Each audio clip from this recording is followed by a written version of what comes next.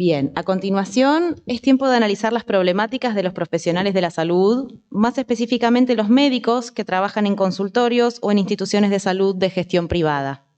Para representar a este subsector tenemos con nosotros a la doctora Verónica Schiavina, que representa a FEMEVA, la Federación Médica de la provincia de Buenos Aires.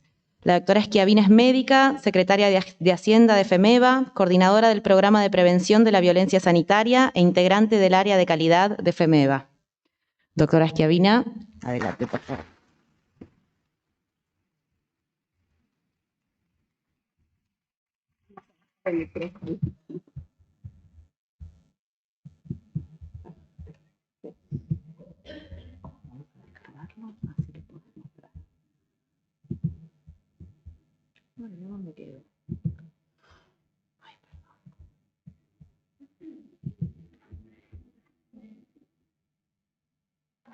Bueno, yo puedo empezar a... Vamos a bajar.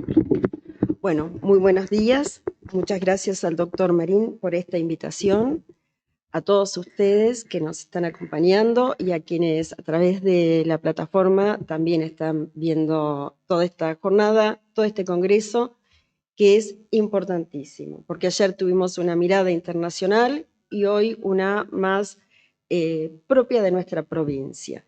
Cuando nos invitaron a participar y hablar del recurso humano del sector privado, yo dije, bueno, ya ver, vamos a tener que cambiarles el título, porque algo de lo que yo voy a hablar es de la situación del equipo de salud focalizado en los médicos y médicas y en enfermería, pero es de todo el equipo, y una de las características que tenemos ahora, y ustedes que son estudiantes y próximos a trabajar van a estar en la misma situación, que es en el multiempleo. Por lo tanto, privados no existen, existen la mayoría de los profesionales de la salud, médicos y enfermeros. Cuando yo digo médicos me refiero en general, médicos y médicas, enfermeros y enfermeras. Estamos inmersos en lo que es el multiempleo, en el sector público, en la atención de la seguridad social, y si hay algún privado, bueno, somos los mismos que estamos atendiendo. FEMEVA es una entidad médica que fue creada en 1942, así que tiene una historia larguísima.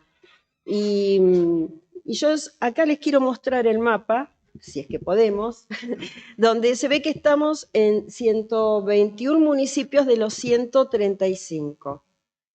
Ahí, allá lo vemos, estamos en todo lo que es azul, en 121 lugares. Y ahí tenemos realidades absolutamente distintas. Estamos en el conurbano, donde hay lugares que tienen entidades de más de 1000 médicos, y estamos en otras donde tenemos 10 médicos. Por lo tanto, el panorama es distinto, pero todos con una realidad similar en relación al trabajo y a las necesidades.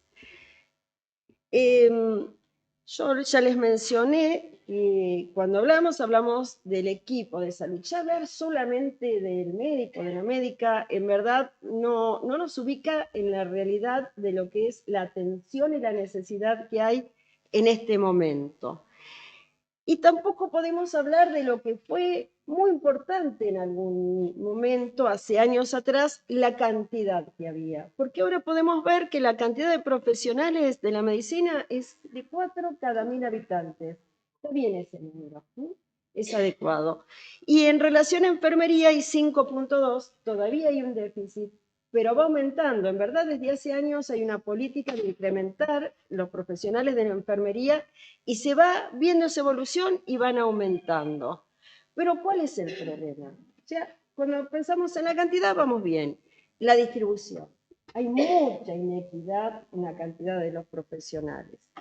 Y cuando vemos, que yo no quise traerlo para no hacerlo tan extenso, cuando vemos la distribución por las provincias y Cava, vemos que en Cava hay 16 profesionales médicos cada 1000 habitantes, pero en otras provincias no llega a 2. Por lo tanto, es un problema. Y lo más acuciante y actual que tenemos ahora es la situación con las especialidades. Es grave lo que está pasando. Y pensemos que en formar un médico tardamos 10 años prácticamente.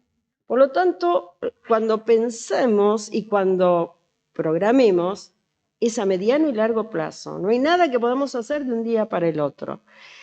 Y las especialidades, en el discurso, el médico generalista o de familia, top. Cuando pensamos en un buen sistema de salud o miramos otros países, médico generalista. Pero ¿cuál es la realidad? Que desde la facultad y en las más tradicionales no se le da esa relevancia. ¿Y cómo seguimos enfocando? Por especialidades. Y lo más grave que tenemos es en el momento en que ese médico que tiene que ser especialista, no es el médico que no se formó en nada y que va y hace lo que puede, es un especialista. Y está muy desvalorizado. Está, a pesar de lo que dijo el doctor Marín hace un rato, que tiene que salir, que es ese médico que está en el primer nivel de atención, es mal pago, no es valorizado. Entonces, hay una realidad que no tenemos que tener miedo. Cuando pensamos, el médico tiene que ganar bien, y muchas veces no es una buena oferta trabajar en la atención primaria. Y es algo pendiente y algo necesario que tenemos que ver. Y ahora y estamos todos alarmados porque las residencias de pediatría quedaron libres. Pero todo esto, más allá de alarmarnos, nos tiene que llevar a una reflexión. ¿Por qué quedan libres? ¿Por qué no hay médicos que quieren hacer medicina general? ¿Por qué hay tantos problemas con los médicos de guardia? Pero son, planteos que nos tienen que llevar a reflexionar entre todos y ver cómo hacemos. Y otro tema gravísimo es la calidad en la formación de los profesionales. Es grave y es un asunto que nos afecta a todos y tenemos que seguir pensándolo. Trabajar en calidad, por ahí dice, no, con lo ocupado que estoy, con lo mal que me pagan, genera un circuito un círculo que no nos permite mejorar y estar estancados. Después vamos a hablar un poquito sobre esto. Y hay otra cuestión que es la feminización. Acá vemos que también hay una mayoría de mujeres. En FEMEVA, que tenemos más de 11.000 médicos, si analizamos la cantidad de 45 años hacia abajo, hay un 41%, ya hay paridad, y en los menores de 35 ya las mujeres somos el 64%. Y eso también cambia. Tenemos que pensar que es otra realidad en la que tenemos también que contemplar, porque como les voy a mostrar ahora sobre el multiempleo, que es un trabajo muy interesante que se presentó el año pasado, lo hicimos varias entidades juntas, porque multiempleo todos decimos y vemos que un médico va de un lado para el otro, pero en realidad cuánto es y cuánto afecta no sabemos. Y este estudio nos mostró, que se hizo el año pasado, que fue muy interesante porque además participamos, miren quiénes, de la Dirección Provincial de la Escuela de Gobierno en Salud, Florial Ferrara, la doctora Isabel Duré, que fue una de quienes lideró el proyecto, el doctor Marcelo García Diegues, de la Universidad Nacional del Sur, la Dirección Provincial de Hospitales del Ministerio de la Provincia, FEMEVA, la Sociedad de Medicina y de Terapia Intensiva. Era en pandemia que hicimos este trabajo. ¿Qué se hizo? Se analizaron 3 cuestiones. El registro de los profesionales, y esto que decía hoy el doctor Kreplak, con la pandemia los registros mejoraron, ¿no? Con el CISA, y acá podemos ver quiénes están en esta base de datos, tanto de profesionales de medicina y de enfermería, el listado de los planteles del Ministerio de Salud de la provincia, también el listado de médicos de FEMEVA, de los socios activos de la Sociedad de Medicina y el registro histórico de residentes. El segundo aspecto que se tuvo en cuenta en este estudio fue una encuesta estructurada, todo hablando sobre el multiempleo, y vimos que multiempleo que tienen en enfermería el 66.8% y los médicos el 92%. ¿Por qué menos enfermería? Porque tienen trabajos de más horas diarias. Entonces, que vimos en la pandemia, han hecho doble turno de 16 horas. En cambio, el médico tiene trabajos de menos horas y por eso puede ir en distintos lugares, o distintos lugares donde hace guardias, por ejemplo. Y el tercer elemento que se contempló fue grupos focales. Y ahí se le preguntó, ¿por qué trabajan tanto? ¿Por qué tienen este multiempleo? Y la primero que manifestaron, y casi un 70%, fue la necesidad de mayores ingresos por razones de subsistencia. Después dijeron por oportunidad de mayores ingresos, por la seguridad y estabilidad laboral y búsqueda de aprendizaje que se dio sobre todo en enfermería. ¿Y qué ven? ¿Qué perciben, ¿no? Quienes contestaron esta encuesta? Primero, que tienen una elevada carga horaria, les genera estrés y les genera otras cuestiones que son muy importantes. Cuando después vemos por qué falta muchas veces compromiso, por qué no se trabaja con calidad, que es se empiezan a cuestionar la vocación profesional. Eso es gravísimo, ¿no? Realmente y eso impacta en la calidad de la práctica médica y miren, en los vínculos familiares y afectivos. Andar corriendo de un lado para el otro, trabajando a destajo, hace que se resienta la vida personal y familiar de estos profesionales que hablamos. Y les preguntaron, ¿y usted aceptaría un único empleo? Sin duda que le paguen bien. Bueno, los médicos dijeron un 87.9% que sí, y más enfermería, 93%. Y pensemos que una de las variables que hacen, o la principal, es una cuestión económica.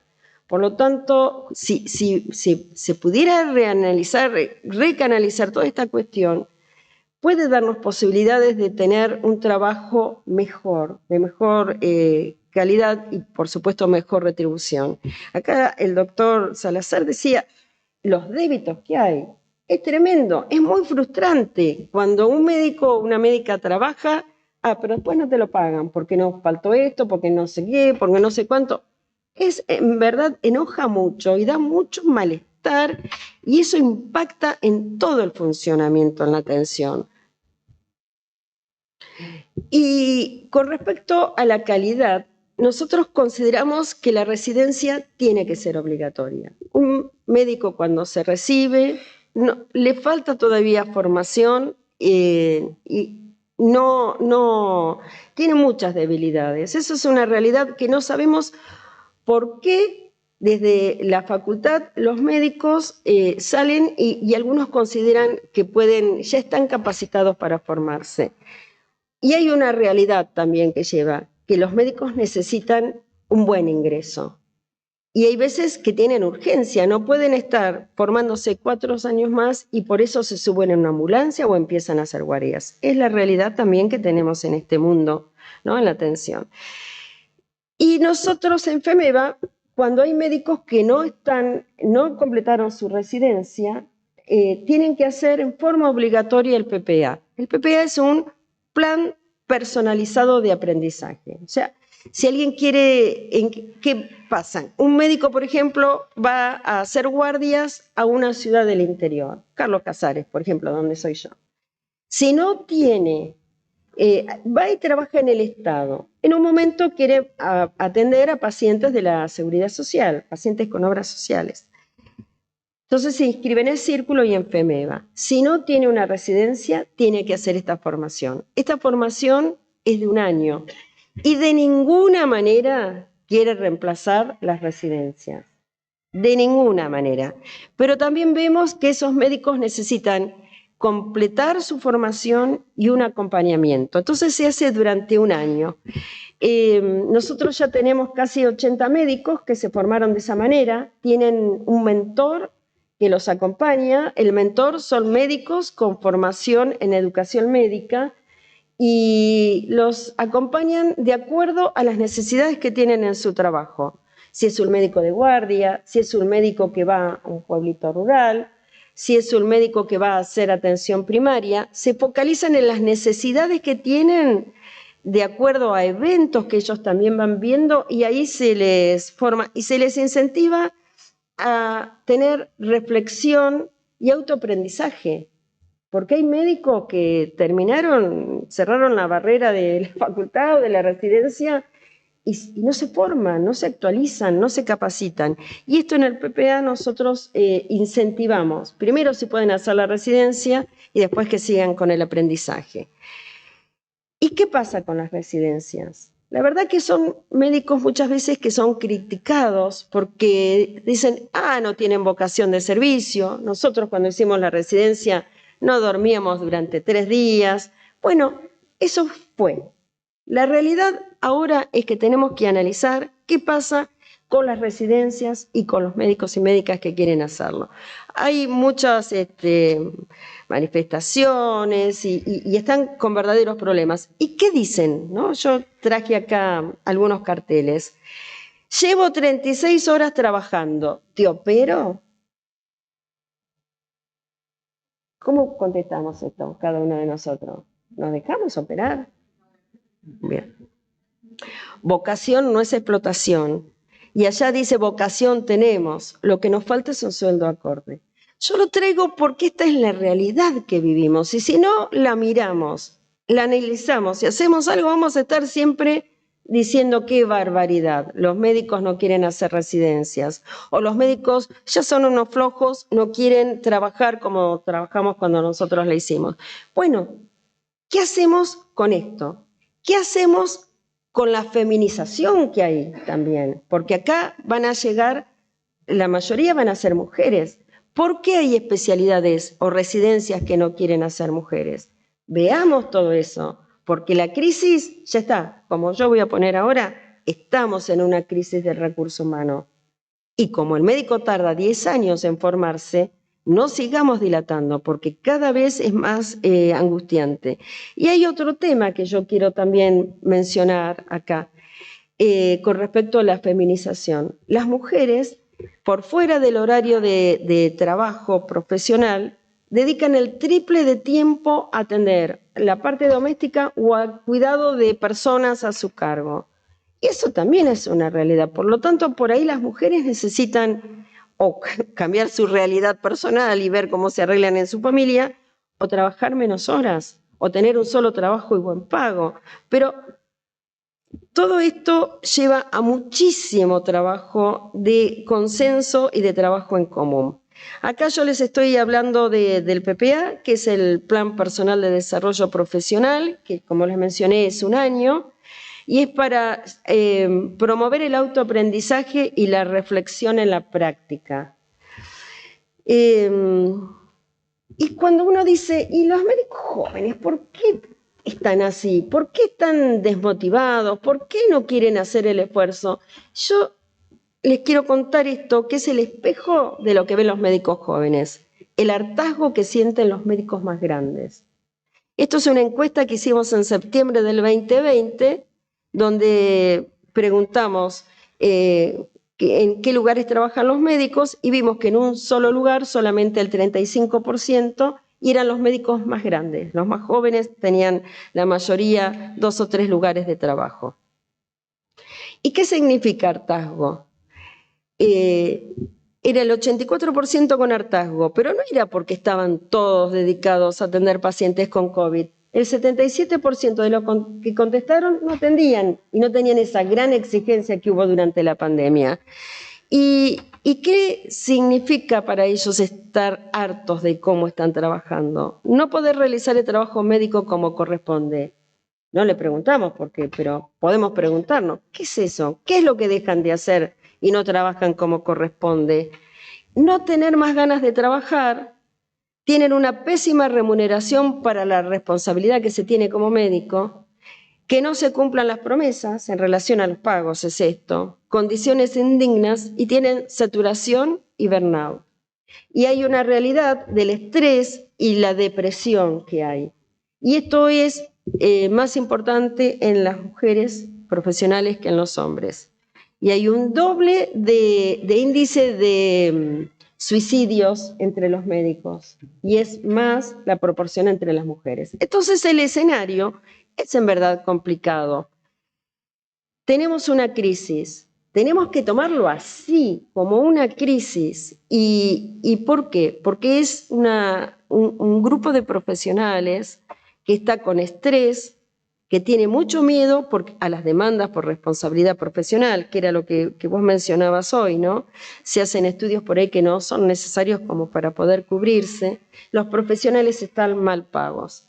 La carga impositiva mata hasta los más voluntariosos. Ustedes deben conocer profesionales que dicen, no, la verdad que no agarro esa guardia porque me cambio de categoría. Entonces lo que me descuentan me significa que no aumenta nada mis ingresos. O las mujeres dicen, ¿y para qué voy a ir? Tengo que buscar a alguien y pagarle en mi casa. Después con los descuentos que tengo, no tengo posibilidades. Y la falta de reconocimiento. Y yo digo, si la tenemos, no vamos a esperar el reconocimiento de gran médico como dibujó Mafalda allá arriba, ¿no? Como una estatua, pero el reconocimiento diario al trabajo que se hace. El reconocimiento de lo que se trabajó en la pandemia. Hubo un poquitito en un inicio y después ahora, si hablamos ya, la población en general poco se acuerda de lo que hicieron, ¿no? Los médicos y enfermeros y todos los profesionales como kinesiólogos en ese periodo. Entonces, y para terminar, ¿cuántos desafíos tenemos en esta crisis, no? Primero, hacer un programa a mediano y largo plazo de formación del recurso humano. No tiene que ser a demanda. Tenemos que ver qué necesidades tenemos desde el sistema de salud y qué necesidades también tienen nuestros futuros médicos, los residentes, para tener alguna solución. Eso de quejarnos de que no quieren trabajar y no quieren hacer tantas guardias, es la realidad. Veamos qué otras alternativas o veamos cómo les pagamos. El pago es en verdad muy, muy poco y es entendible que muchos médicos recién recibidos vean como solución subirse a una ambulancia o querer hacer guardias de un lado para el otro. Y la verdad que es una gran debilidad y la formación los pone en una situación de riesgo muy complicada. Tiene que haber una rectoría del ministerio y hoy lo dijo el ministro. La salud pública, que es la de todos, tiene que estar liderada por ellos. Pero yo les digo, más allá de estos lugares, no nos sentamos a ninguno. ¿Dónde nos sentamos? ¿Dónde acordamos? ¿Dónde vemos? Hoy dijo el doctor Homero Giles, ¿con quién hablamos sobre la medicación que los médicos, algún médico firma para indicar todo esto que se quejaba hoy Homero? Bueno, no tenemos en verdad mesa y yo de diálogo y de verdadero intercambio, nosotros le acercamos en algunas patologías que tratamiento son de alto costo, como la psoriasis artrósica, como la esclerosis múltiple, y no tuvimos feedback, y no tuvimos cómo hacemos, cómo trabajamos con los médicos, cómo se benefician los afiliados y los médicos. No lo vimos. Tener un diálogo sincero y sin prejuicio casi no existe, porque nosotros los escuchamos y dicen, ustedes son la corporación médica. Entonces, tenemos ese sellito y muy pocas posibilidades de sentarnos a conversar. Debemos brigar para que haya accesibilidad y oportunidad en la atención, porque la accesibilidad también es la atención en el momento oportuno, que no haya barreras. Hay una realidad que la vemos a diario. Quien está en un hospital ve que faltan muchas veces insumos, ven que los pacientes para poder acceder van a las 3 de la mañana para sacar un turno. Hay muchas debilidades. Y tenemos que ver y trabajar en la seguridad de las personas, de todo el equipo de salud. Y la ergonomía, que es algo que también se está empezando a hablar ahora. Y si queremos trabajar en la atención primaria, pensemos cómo, pensemos con el recurso humano bien pago. Otra cuestión que también se mencionó hoy es la longevidad que tienen y la prevalencia de las patologías crónicas. Bueno, ¿cómo lo pensamos? ¿Quiénes lo van a atender? ¿Cómo vamos a atenderlo? Hay un cambio de paradigma y no podemos seguir nada más que quejándonos y mirando y siempre la misma historia y no lograr tener verdaderas mesas de acuerdos donde estemos todos ahí. Yo digo, dije, empiezo por otros, porque acá de los que puse posiblemente faltan muchísimos. Puse entidades profesionales, colegios, las universidades, los representantes de la comunidad. Los enfermos se quieren leyes para cada una de las enfermedades más importantes. ¿Y por qué? Porque no hay una verdadera respuesta. Y no nos podemos llenar tampoco de leyes para cada cosa. Debemos mirar todo desde la integralidad, que eso es lo que nos falta. Así que esto dijo Einstein y sigue muy vigente: si buscas resultados distintos, no hagas lo mismo que siempre. Así que, bueno, muchas gracias a todos.